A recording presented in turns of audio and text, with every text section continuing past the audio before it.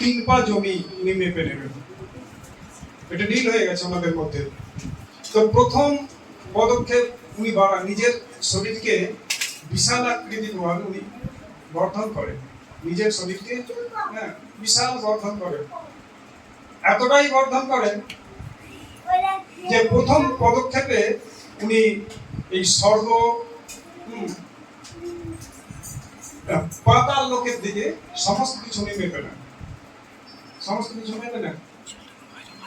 আর দ্বিতীয় পদক্ষেপে ঊর্ধ্ব লোকে যত ছিল এক ব্রহ্মলোক, ব্রহ্মলোকের ওপরেও ছিল বিরজা নদী।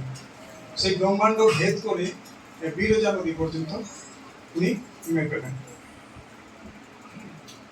তো যারা ছিল সমস্ত কিছু উনি 2 পদক্ষেপের মধ্যেই মেপে নিয়েছেন। তো উনি যখন নিজের পাকে উপর দিকে নেন তখন এই বিরজা নদী ছেদ হয়ে গিয়ে সেখান থেকে বিরজা নদীর জল প্রবেশ করে। ওনার ভগবানের এই বুড়া পায়ের বুড়া আঙুল লেগে সেই ব্রহ্মাণ্ড ছেদ হয়ে গিয়ে সেখান থেকে বিরজা নদীর জল নেমে আসে। আমাদের এই পৃথিবীতে গঙ্গা নদী যে এসছেন ওখান থেকেই এসছেন। গঙ্গা নদীর অনেক ঘটনা আছে, তার মধ্যে এটা একটা ঘটনা যে ভগবান যখন বামন দেব রূপে এসেছিলেন তখন এই বিরজা নদীর জল আমাদের এই পৃথিবীতে ভাগীরথের মাধ্যমে পরে নেমে এসেছিল। আবার কোন জায়গায় বলা হয় যে ব্রহ্মাজির কুমণ্ডল থেকে নেমে এসেছিলেন। তো ব্রহ্মাজি প্রথমে ওই জল নিজের কুমণ্ডলে ধারণ করে রাখেন,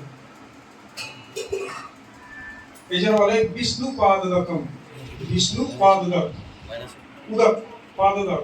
এই জন্য বিষ্ণুর চরণ থেকে বেয়ে আসছে বলে এই জন্য এই গঙ্গা নদীকে পবিত্র বলে মানা হয়। গঙ্গা নদীকে একবার প্রশ্ন করেছিল যে আমরা নিজেদের পাপ ধোয়ার জন্য কোথায় গিয়ে ধুয়ে আসি? আমরা গঙ্গায় গিয়ে ডুবকি লাগাই। এই এলাহাবাদে কুম্ভ মেলায় যদি যান আপনারা দেখতে পাবেন হাজারো হাজারো মানুষ আসে ওখানে, এমনকি সাগর মেলায় গঙ্গায় গিয়ে সব স্নান করে। আমরা আমাদের পাপ সেই গঙ্গাকে দিয়ে আসি। তো গঙ্গা কি সেই সমস্ত পাপ নিজের কাছে রেখে দেন? গঙ্গা কি করে সেই পাপ? তাহলে আমি পাগল নাকি? এত লোকের পাপ আমি নিয়ে কি করবো? উনি বলছেন যে আমি এই পাপ বয়ে নিয়ে গিয়ে আমি গঙ্গায় দিয়ে এই সমুদ্রে দিই, সমুদ্রে।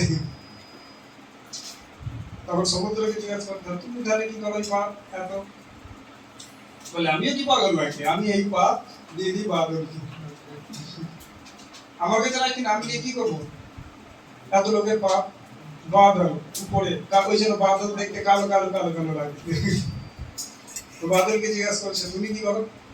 বলছে আমিও পাগল না, আমি এই পাপ যাদের পাপ তাদেরকে আবার বৃষ্টির মাধ্যমে দিয়ে দিই। আর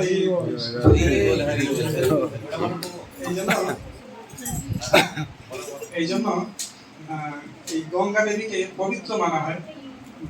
এই লীলার মাধ্যমেই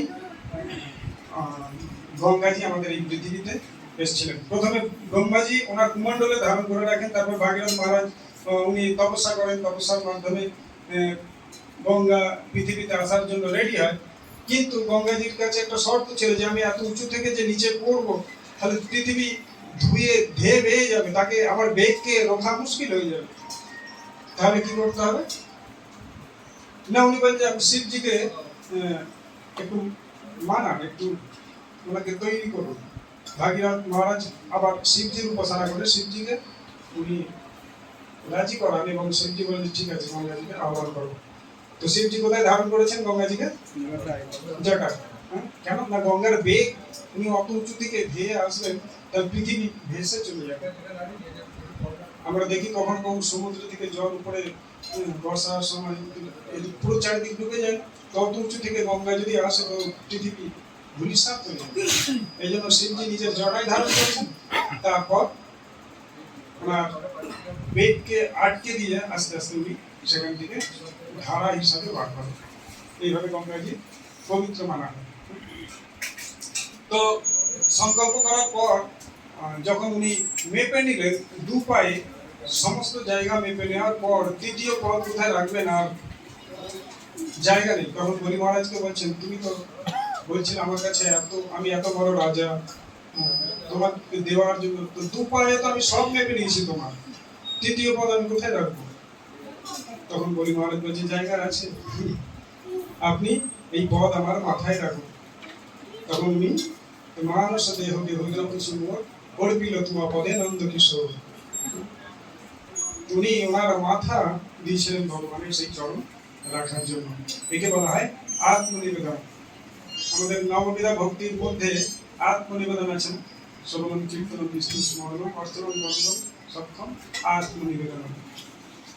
তো বলি মহারাজকে আত্মনিবেদনের আচার্য মানা হয়। উনি সমস্ত কিছু সব সমর্পণ করেছিলেন ভগবানের জন্য। তো ভগবান ওনার এই ভক্তিতে প্রসন্ন হয়ে বলি মহারাজকে সুতল লোকের রাজা করেন এবং ভগবান নিজে ওনার দ্বার রক্ষী হন। ওনার দ্বার রক্ষী ভগবান নিজে বলি মহারাজের দ্বার রক্ষী, অর্থাৎ গেট কিপার, যাকে বলা হয় ওয়াচম্যান, গেট পাহারা দেন ভগবান। দেখুন ভক্তের সেবা করার জন্য ভগবান কি কি করেন, আর আমরা ভগবানের সেবা থেকে সবসময় বিরত থাকি।